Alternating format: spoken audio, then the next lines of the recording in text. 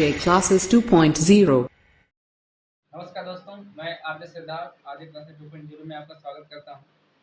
दोस्तों, आज पढ़ेंगे हम पृथ्वी की गतियां, सौर। ये TGT, PGT, TET, super TET, PET, railway के लिए बहुत महत्वपूर्ण पॉइंट है, हर जगह पूछा जाता है। कुछ लोग हमारे साथ बैठे हैं, उनकी कुछ आवाज़ आती रहेंगी, हमसे हम बात करें तो आप इग्नोर कर देना। देखो भैया, कुलदीप ध्यान देना इधर। इसमें सबसे पहले पृथ्वी की गतियां पढ़ेंगे। इसमें डाल लेते हैं पृथ्वी की गतियां। पृथ्वी की गतियां, ये हेड डालो भैया।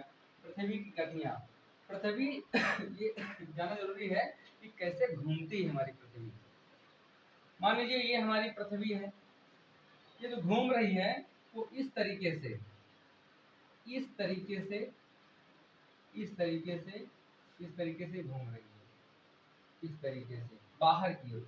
देख रहे होंगे कि दाहिने से ऐसे जा रही है, मतलब सीने से निकल रही है फिर ऐसे जा रही है, सीने से निकल रही फिर ऐसे जा रही है। इसका मतलब है ये अंदर से, ये कौन सा है, ये दाएं से बाएं ये घूम रही है, इस तरीके से घूम रही है। तो हम कह सकते हैं पश्चिम से पूर्व की ओर पृथ्वी जा रही है। क्या है? उत्तर, दक्षिण, पश्चिम, पूर्व। अब आपको दिख रहा होगा किधर से पृथ्वी किधर घूम रही है, दक्षिण और। हाँ, क्लियर भैया? ठीक। इसकी दो गतियां होती हैं। नंबर 1 घूर्णन गति। घूर्णन गति, घूर्णन गति क्या, इससे क्या प्रभाव होता है ये जानना बहुत जरूरी है।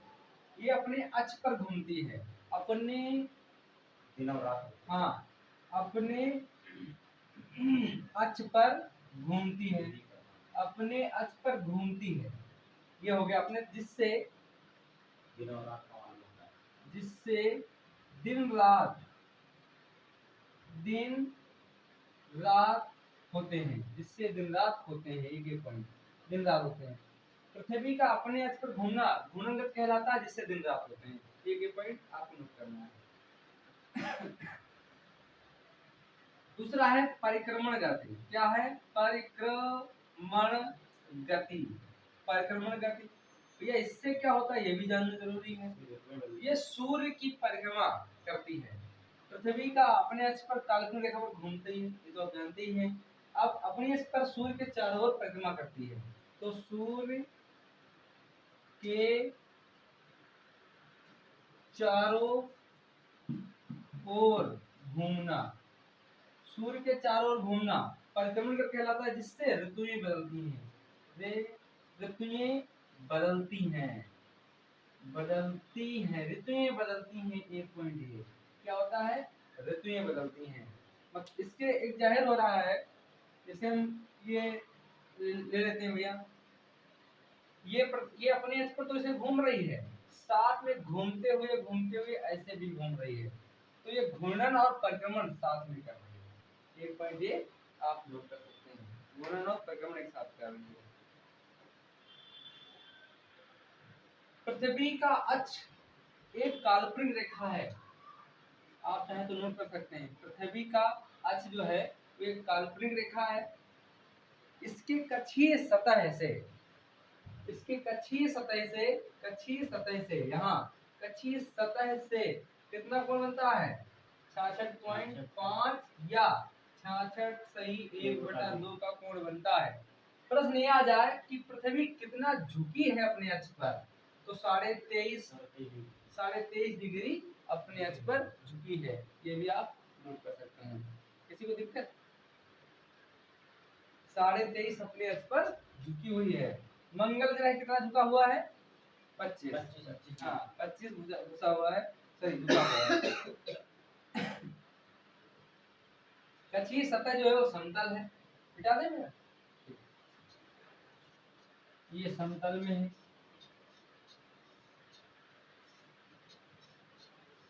चलो ये मान लेते हैं हमारी पृथ्वी भैया। अक्षांश देशांतर तो बता चुके थे, जरूरत नहीं बताने के लिए।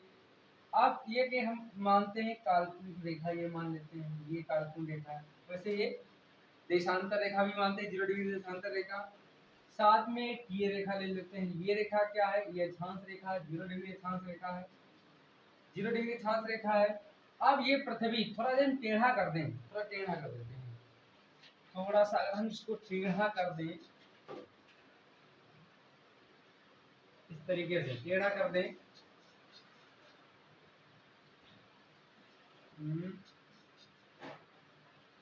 इस तरीके से, तो एक ये रेखा, ये और ये बिल्कुल सीधी रेखा नापेंगे भैया, बिल्कुल सीधी रेखा, ये और ये साथ में एक ये रेखा। अब जब कोण बनाएगी यहाँ पर सारे, ये इस तरीके से बनाएगी, इस तरीके से बनाएगी। जब कोण बनाएगी तो यहाँ पर कितने अंश का कोण बन रहा है ये जानना जरूरी है। तो यहाँ पर ये जो कोण है 23.5 डिग्री का, मतलब यहाँ से नापेंगे 23.5 डिग्री का कोण बनाया। वैसे ध्रुव जो है ये आपका 66.5 डिग्री का कोण है, ये 66.5 डिग्री का कोण है, आप देख सकते हैं। चलिए मिटा दें भैया, ठीक। अब इसके बारे में कोई भ्रांति ना रहे तो आप ये देख सकते हैं, ये पृथ्वी है, ये 3 रेखाएं इसमें पाई जाती हैं। हम याद कर सकते हैं कसम का सम, इसको बोलते हैं कर्क रेखा, इसको बोलते हैं विषुवत रेखा या 0 डिग्री रेखा या भूमध्य रेखा, भूमध्य रेखा। ये है मकर रेखा, ये मकर रेखा है। एक पॉइंट अभी हम बताऊंगा बार बार। मकर रेखा हो गया, तो ये जो कितने अंश का कोण बनाता है, ये 23.5 अंश का कोण बनाता है, ये भी 23.5 अंश का कोण बनाता है।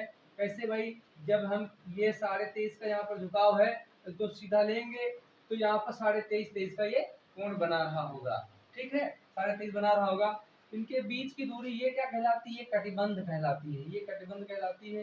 ये 66.5 डिग्री का कोण यहाँ पर बनता है, यहाँ पर भी 66.5 डिग्री का कोण बनता है।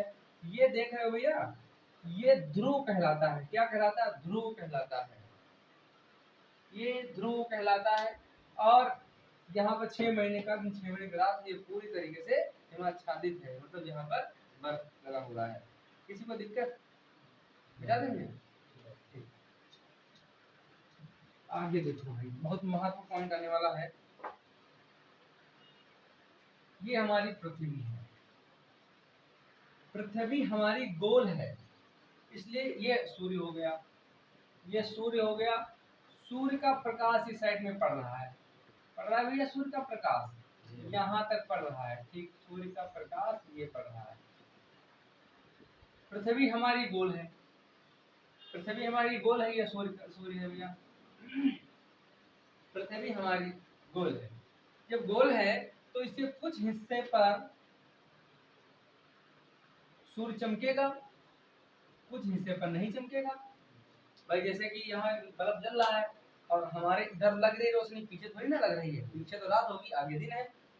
इसी तरीके से ये वाला हिस्सा इस समय काला है भैया, काला नहीं है भाई। सूर्य देखो यहाँ पर है, ये प्रकाश इस साइड में आ रहा है, तो ये वाला हिस्सा काला है। किसी को दिक्कत इसमें, ये काला है भैया। तो ये वाली जो देख रहे हैं रेखा, ये वाली सीधी वाली रेखा दिखाई पड़ी भैया, ये सीधी वाली, हाँ, इसको बोलते हैं प्रदीप्त व्रत बोलते हैं, प्रदीप्त व्रत बोलते हैं। ये पॉइंट नोट कर लो, प्रदीप्त जो दिन रात को बांटती है, जो रेखा दिन और रात को बांटती है उसको प्रदीप्त व्रत कहा जाता है। प्रदीप्त व्रत या इसी को हम प्रकाश व्रत भी कहते हैं, प्रकाश व्रत भी कहते हैं, इसी को हम प्रकाश व्रत कहते हैं। एक पॉइंट ये आप नोट कर सकते हैं, प्रकाश व्रत कहते हैं। अब ये है क्या, यह एक लाइन है, यह एक लाइन है जो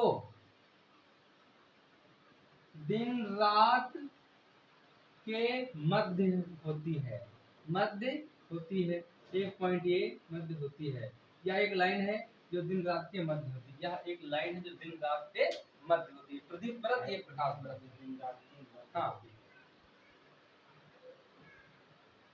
क्लियर हो गया भैया। प्रदीप व्रत क्या है या प्रकाश व्रत क्या है, यह एक लाइन है जो दिन रात के मध्य होती है, इसमें कोई दिक्कत ना हो किसी को, दिन रात के मध्य होती है। ऐसे ही ये क्या है, ये इस समय दिन है, यहाँ पर ये दिन है, और ये क्या है, ये रात है। ये दूर से दिख रहा है कि सूर्य का प्रकाश कहाँ पड़ रहा है।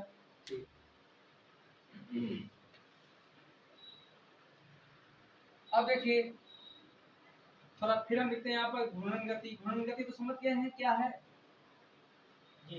हाँ, घूर्णन गति तो समझ गए होंगे। अब घूर्णन गति की हम बात करते हैं। घूर्णन की इस प्रणाली को क्या कहते हैं? पृथ्वी का एक दिवस कहते हैं। पृथ्वी घूर्णन की इस अवधि को या समय अवधि को एक पृथ्वी दिवस कहते हैं। घूर्णन की इस समयावधि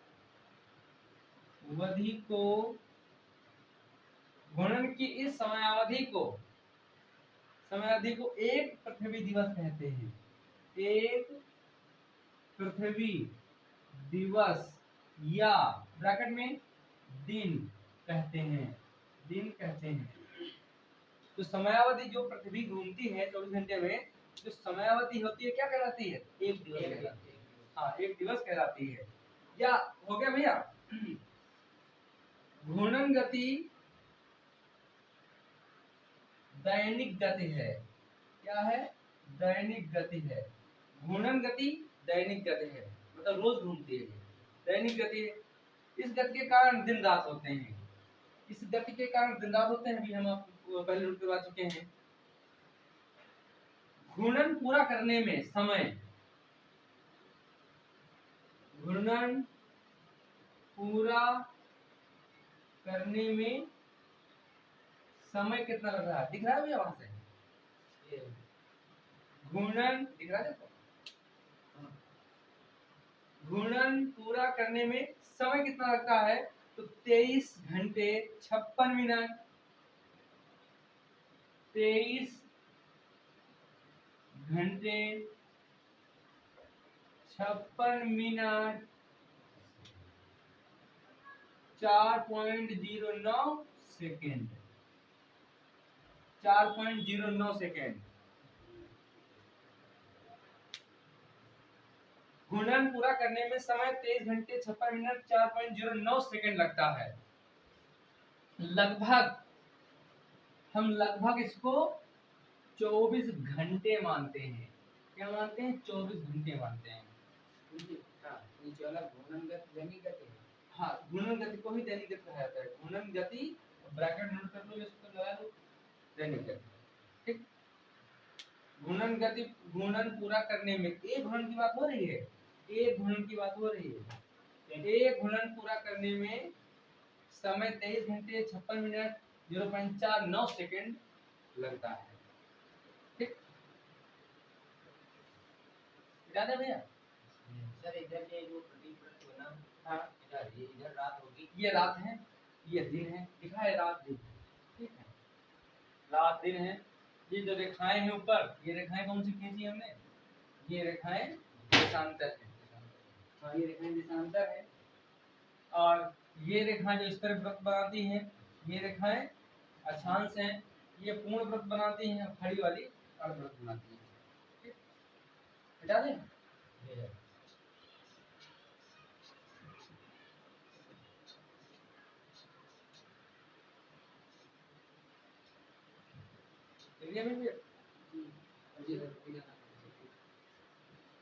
परिक्रमण का देखते हैं क्या होता है। परिक्रमण, परिक्रमण गति क्या होता है ये भी जानना बहुत जरूरी है। परिक्रमण गति से बहुत बार बता चुका हूं, आगे देख लीजिए। पृथ्वी अपने अक्ष पर सूर्य के चारों ओर परिक्रमण करती है। पृथ्वी अपने अक्ष पर सूर्य के चारों ओर परिक्रमा करती है। परिक्रमा करती है। परिक्रमा करती है। ये परिक्रमण गति कहलाती है। सूर्य, पृथ्वी अपने अक्ष पर सूर्य के चारों ओर परिक्रमा करती है। ये क्या कहती है? परिक्रमण गति कहलाती है। इसे क्या कहते हैं? इसे परिक्रमण गति कहते हैं। इसे परिक्रमण गति कहते हैं। यह परिक्रमा समय कितना लगता है? परिक्रमण गति का समय, परिक्रमण गति का समय कितना लगता है ये देख लीजिए भैया। परिक्रमण गति का समय कितना लगता है? तो 365 दिन, 365 दिन, लेकिन कभी कभी तो लीप वर्ष हो जाता है तो 366 दिन हो जाते हैं। तो 6 घंटे 48 मिनट, 6 घंटे 48 मिनट 45 पॉइंट, हाँ 45.51 सेकेंड, 45.51 सेकेंड का समय लगता है। 45.51 का समय लगता है, तब जाके बनता है। इसको हम मान सकते हैं ये पूरा समय तक लगता है भैया, ये 1 साल में पूरा समय लगता है परिक्रमा करने में।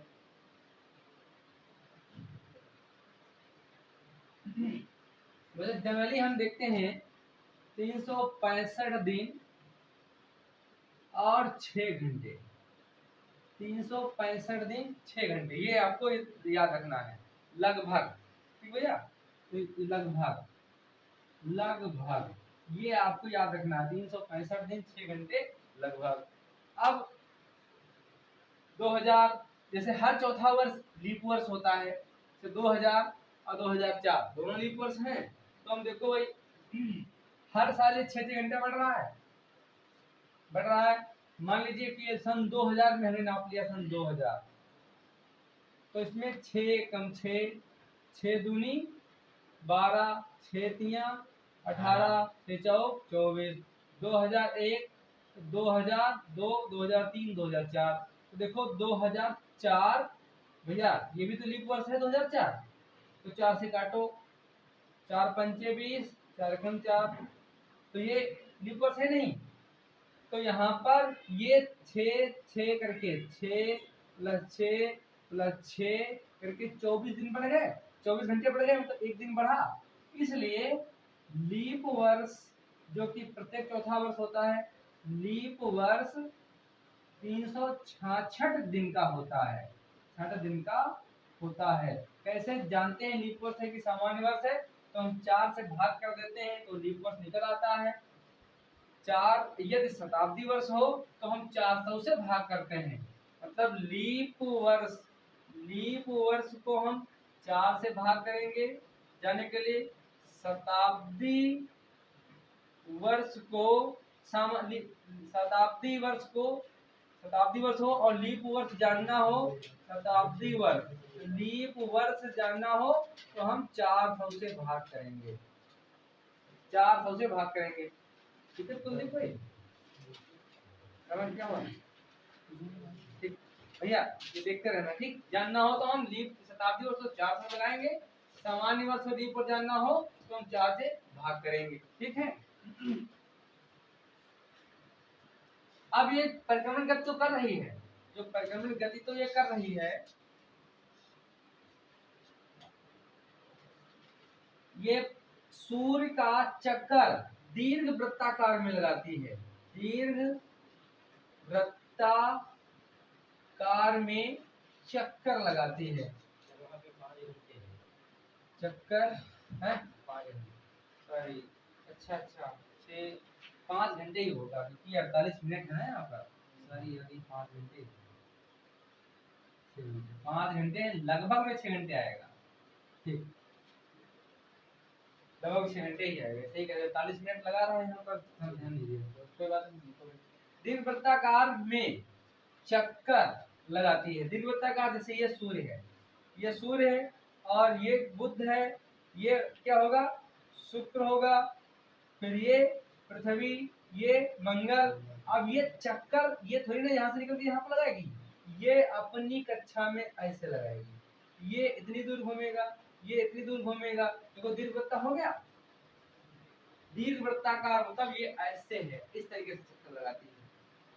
दीर्घवृत्ताकार में पृथ्वी चक्कर लगाती है, तो दीर्घवृत्ताकार में चक्कर, दीर्घवृत्ताकार में पृथ्वी चक्कर लगाती है, पृथ्वी सूर्य का चक्कर लगाती है, चक्कर लगाती है। किसी को जरूरत भैया?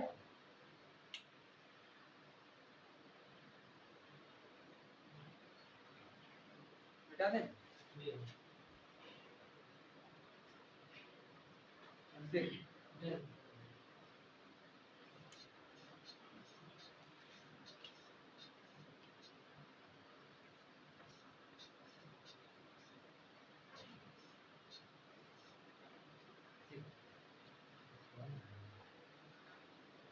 इससे क्या होता है भैया? परिक्रमण गति से ऋतुएं ऋतुएं बदलती हैं। हाँ, ऋतुएं बदलती हैं। एक पॉइंट ये, ऋतुएं बदलती हैं। कभी कभी दूरी पूछ लेता है, तो सूर्य से पृथ्वी की औसत दूरी लगभग 15 करोड़ है। सूर्य सूर्य और पृथ्वी, सूर्य और पृथ्वी इनके बीच की जो दूरी है लगभग 15 करोड़ किलोमीटर है। ठीक, 15 करोड़ किलोमीटर है, जो बदलती रहती है। ये बदलती रहती है भैया दूरी, उपसौर अपसौर तो सुना होगा, ये बदलती रहती है। अच्छा, ये सूर्य है, ये पृथ्वी है, इनके बीच में यदि चंद्रमा आ जाए तो यदि सूर्य ग्रहण होगा, प्रकाश एक तरफ, देखो प्रकाश इसमें भी है, प्रकाश इसमें भी है, प्रकाश एक तरफ सूर्य ग्रहण है। अगर यहाँ पर मान लीजिए चंद्रमा, यहाँ पर हो जाए चंद्रमा और यहाँ पृथ्वी हो, ठीक। हाँ हाँ, कंफ्यूजन कहाँ है? तो भैया प्रकाश एक तरफ, आप देखो, हाँ 15 करोड़ किलोमीटर है दूरी। हाँ दूरी है, ये घटती बढ़ती रहती है, घटती बढ़ती रहती है। नोट करो भैया। आप उपसौर अपसौर कैसे घटती बढ़ती है जानना जरूरी है भाई। अब आओ देख लेते हैं।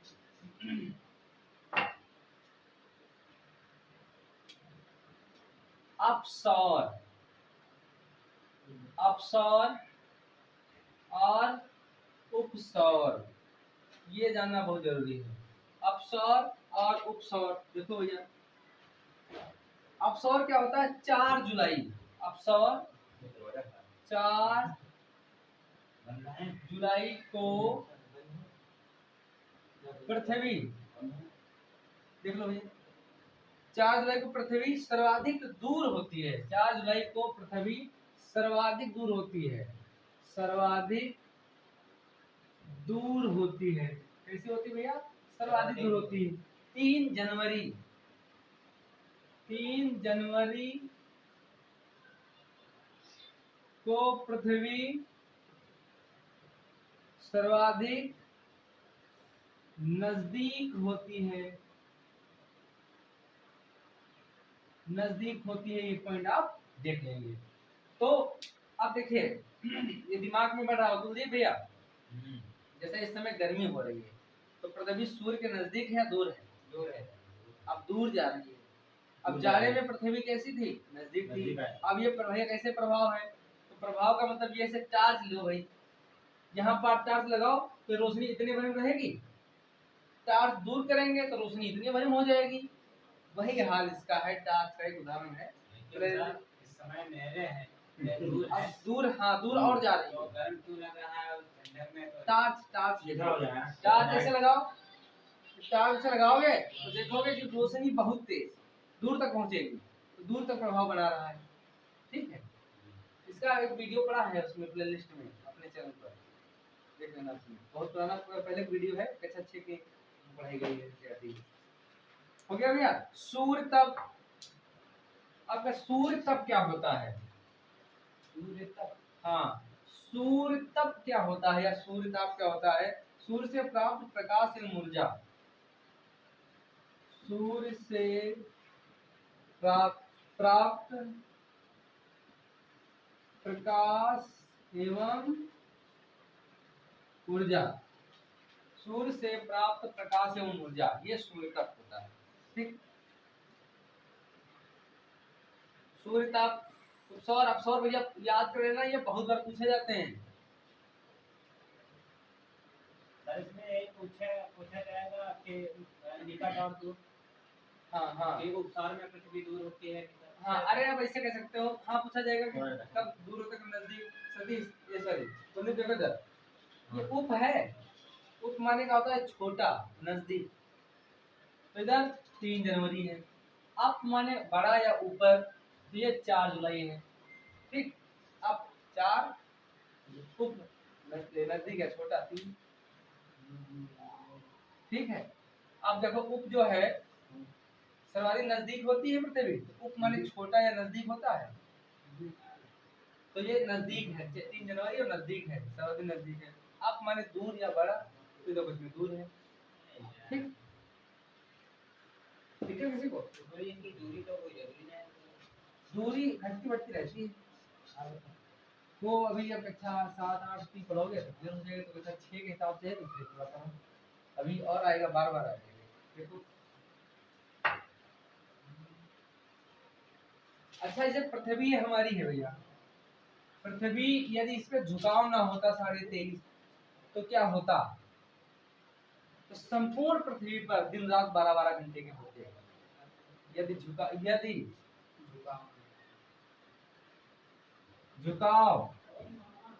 23.5 डिग्री का ना होता, तो 12-12 घंटे के दिन होते। तो 12-12 घंटे के दिन होते। तो याद रखो, कोई दिक्कत नहीं है।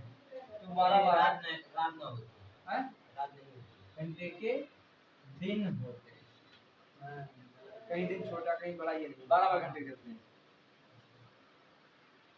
चलो, सूर्य वर्ष भर मकर और कर्क रेखा के बीच गति करता रहता है। एक मिनट ये जो भी है, सूर्य वर्ष, हाँ,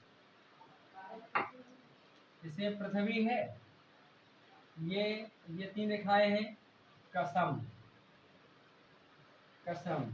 ये कर रेखा,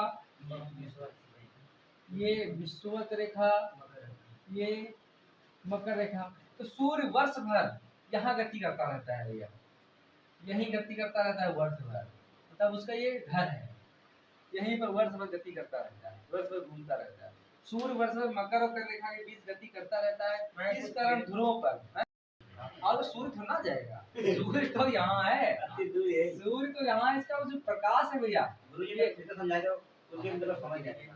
अच्छा कुलदीप, तो ये जो सूर्य है, ये वर्ष भर कर्क रेखा और मकर रेखा के बीच घूमता रहता है।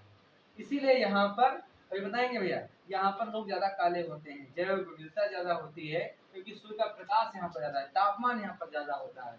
ठीक, यही कारण है कि ध्रुवों पर 6 माह का दिन रात होते हैं, 6 माह के दिन रात, ये भी 6 माह का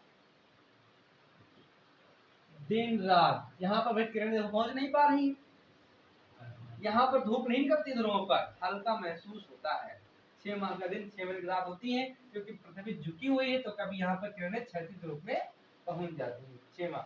ये उत्तरी ध्रुव है, ये भैया ऊपर जो है ये उत्तरी ध्रुव है, उत्तरी ध्रुव, ये दक्षिणी ध्रुव है, ये उत्तरी ध्रुव है और ये दक्षिणी ध्रुव है। क्लियर है? उत्तरी ध्रुव, दक्षिणी ध्रुव।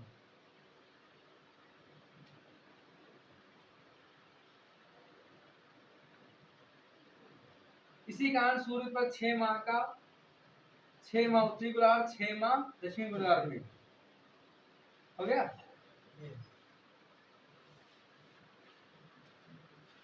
अब यहाँ पर जो सूर्य तप होता है वो सबसे ज्यादा रहता है। काले लोग विषुवत रेखा में पाए हैं। यहाँ पर ये इस वाले रेखा जितने देश होंगे वहां लोग ज्यादा काले हैं। अफ्रीका, जनसंख्या भी ज्यादा यहीं पर है। आप देखो भैया, बहुत महत्वपूर्ण पॉइंट आप आने जा रहे हैं, नोट कर लेना भैया, याद कर लो। रेखाओं पर सूर्य का सीधा चमकना, रेखाओं पर सूर्य का सीधा चमकना, रेखाओं पर सूर्य का सीधा चमकना। ये देखो भाई, ये हमारी पृथ्वी है, ये रेखाएं तो समझ गए होंगे, कसम, कर्क रेखा, विषुवत रेखा, मकर रेखा। कर्क रेखा, विषुवत रेखा, किसी को 0 डिग्री रेखा भी बोलते हैं, 0 डिग्री भूमध्य डिग्री भी बोलते हैं, भूमध्य रेखा और 0 डिग्री रेखा भी विषुवत रेखा को बोलते हैं। मकर रेखा, कोई भी बना लो भैया, हो गया। अब देखो ये जो रेखा है यहाँ पर 21 जून, यहाँ पर 21 जून को सूर्य की किरणें सीधी पड़ती हैं, 21 जून को सीधी पड़ती हैं, नोट कर लेना भैया ये 21 जून, ये उत्तरी अयनांत कहलाता है। ये घटना उत्तरी अयनांत कहलाती है, ये घटना उत्तरी अयनांत कहलाती है, अयनांत कहलाती है। सूर्य का उत्तरायण होना ग्रीष्म संक्रांति, ये घटना और क्या दर्शाती है ये? सूर्य का उत्तरायण होना, सूर्य का उत्तरायण, सूर्य का उत्तरायण, उत्तरायण होना, सूर्य का उत्तरायण होना मतलब उत्तर दिशा में जा रहा है। देखो ये उत्तरी गोलार्ध में है, कैसे उत्तर दक्षिण पश्चिम पूर्व, और वैसे यहाँ पर कंडीशन मानते हैं तो यहाँ पर उत्तर की साइड में है। तो सूर्य का उत्तरायण होना ग्रीष्म संक्रांति कहलाता है भैया। तो ग्रीष्म संक्रांति, अच्छा ग्रीष्म क्या होता है? गर्मी की जाड़ा, गर्मी, हाँ शीत माने जाड़ा होता है। तो ग्रीष्म अब उत्तर की ओर आ रहा है 21 जून, तो आप देखो भाई यहाँ पर उत्तर की ओर सूर्य आ रहा है 21 जून को। यहाँ पर क्या होगा, इस रेखा के सारे देश कैसे होंगे? यहाँ पर हाँ यहाँ के दिन बड़े होंगे, सबसे बड़ा दिन होगा यहाँ पर। तो उस दिन क्या होगा, यहाँ गर्मी ज्यादा होगी, गर्मी भी ज्यादा होगी, उत्तरायण होना है। उत्तरी गोलार्ध में सबसे बड़ा दिन होगा, हाँ उत्तरी गोलार्ध में सबसे बड़ा दिन होगा। ये हो गया। अब देखो भाई एक यहाँ पर और यहाँ पर 2 बिंदु बना लो, जिस हमने बनाया से बना लो भैया। अब होता क्या है, 21 मार्च को यहाँ पर सूर्य की सीधी रेखाएं पड़ती हैं। 21 मार्च को यहाँ पर सूर्य की सीधी रेखा पड़ती है 21 मार्च को। इधर 23 सितंबर को, इसको हम ऐसे कर लेते हैं 23 सितंबर को यहाँ पर सीधी रेखाएं पड़ती हैं। यहाँ पर 21 मार्च को और यहाँ पर 23 सितंबर को, मतलब ये ऐसी रेखा है जहाँ पर 2 बार सूर्य चमकता है, 2 बार सूर्य चमकता है, विषुवत रेखा। हाँ तो इसको विषु कहा जाता है, इस घटना को विषु कहा जाता है, इस घटना को विषु कहा जाता है, विषुवत रेखा को विषु कहा है। कोई दिक्कत भैया? और इस घटना को शिशिर विषु कहा जाता है, शिशिर विषु कहा जाता है, इस घटना को शिशिर विषु कहा जाता है। किसो 23 सितंबर, 23 सितंबर में शिशिर विषु कहा जाता है। इंक डालने जब तक भैया।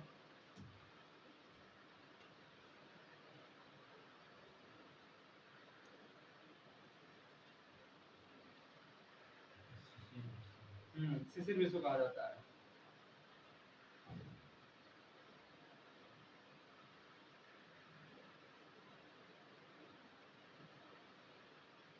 तो मकर रेखा पर नहीं गिरती है? हाँ गिरती है, अभी आ रहा है। 22 दिसंबर को सूर्य यहाँ पर दक्षिणायन होता है, 22 दिसंबर को सूर्य दक्षिणायन होता है। यहाँ पर 22 दिसंबर को सूर्य दक्षिणायन होता है, 22 दिसंबर सूर्य का दक्षिणायन होना, दक्षिणायन होना, सूर्य का दक्षिणायन होना, 22 दिसंबर को सूर्य का दक्षिणायन होना मकर संक्रांति या शीत संक्रांति कहलाता है। ये घटना मकर संक्रांति या शीत संक्रांति, शीत संक्रांति कहलाता है। मकर संक्रांति या शीत संक्रांति कहलाती है, ये घटना मकर संक्रांति या शीत संक्रांति कहलाती है। दिक्कत है किसी को? सूर्य का दक्षिणायन होना मकर संक्रांति। अब यहाँ पर कह सकते हैं भैया 21 अभी 21 सितंबर, सॉरी 21 मार्च विषुवत रेखा पर सूर्य की किरणें सीधा पड़ती हैं पूर्व साइड में, पश्चिम साइड में, तो यहाँ पर विषु कहा जाता है। फिर जब इसी पर 23 सितंबर को जब सूर्य की किरणें सीधा पड़ती है विषुवत रेखा पर, तो शिशिर विषु कहा जाता है। हाँ, 21 जून, हाँ ये जनवरी में पड़ती है, 22 दिसंबर को सूर्य का दक्षिणायन होना है। नहीं वो अलग चीज भैया, ये जनवरी कहाँ है? नहीं सर, क्योंकि मतलब आपने मकर संक्रांति देखा है। मकर संक्रांति ये जो हम लोग मनाते हैं उससे कोई मतलब नहीं। अच्छा, अब ये दूसरी घटना है। हाँ है, मतलब सब उसी का है, ग्रहों का खेल है, ग्रहों का खेल है, लेकिन अभी यहाँ पर वो दूसरी चीज़ है। जी हाँ यहाँ जब 22 दिसंबर से दिखाया हुआ नीचे पे, हाँ तो यहाँ तो गर्मी होती है उस समय। हाँ, तब यहाँ गर्मी होती। ऑस्ट्रेलिया ऐसा देश हाँ, है दक्षिण भारत में। जो क्रिसमस डे गर्मियों में मनाता है। हम्म, ऑस्ट्रेलिया 25। क्रिसमस डे गर्मियों में मनाता है, हम लोग जाड़े में मनाते हैं। जी सर। उत्तर भारत में अब देखो भैया, जब यहाँ पर सूर्य चमकेगा किस रेखा पर, मकर रेखा पर, तो यहाँ पर जाड़ा होगा, इसीलिए तो लिखा है यहाँ पर शीत संक्रांति। जब यहाँ पर सूर्य चमकेगा तो यहाँ पर जाड़ा होगा, यहाँ चमकेगा तो यहाँ जाड़ा होगा। ठीक, अब एक पास नोट कर सकते हो भैया इन दोनों घटनाओं को, 21 मार्च प्लस 23 सितंबर, 21 मार्च 23 सितंबर, ये नोट कर सकते हो यहाँ पर। 21 सितंबर संपूर्ण पृथ्वी पर दिन रात बराबर होते हैं भैया। 21 मार्च, हाँ, संपूर्ण पृथ्वी पर दिन रात बराबर होते हैं, बराबर होते हैं, दिन रात बराबर होते हैं। कितने? 12-12 घंटे के, 12-12 घंटे के। संपूर्ण पृथ्वी पर दिन रात बराबर होते हैं 12-12 घंटे। 21 मार्च 21 मार्च और 23 सितंबर। तो मुझे 21 मार्च का ये है तो बराबर हो। हाँ, दिन रात पूरी धरती बराबर नहीं है। कल क्या, कल का है? आज तो 20, आज तो 19 है, कल 20 परसों पूरी पृथ्वी पे दिन रात बराबर होंगे। हाँ, क्योंकि ये इस रेखा पे देखो, ये रेखा पृथ्वी को दो भागों में बांटती है बराबर बराबर, इसलिए होंगे। ठीक, ये वाली रेखा पृथ्वी को बराबर और भागों में बांटती है, बांट रही है, बीचों बीच में है ये वाली।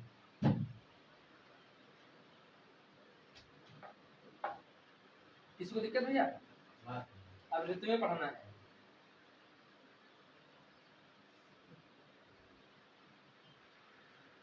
तो इतना रखा जाए, ऋतु में पढ़ ले। हाँ, वरना ज्यादा हो जाएगा। ठीक है, हाँ, कर लीजिए।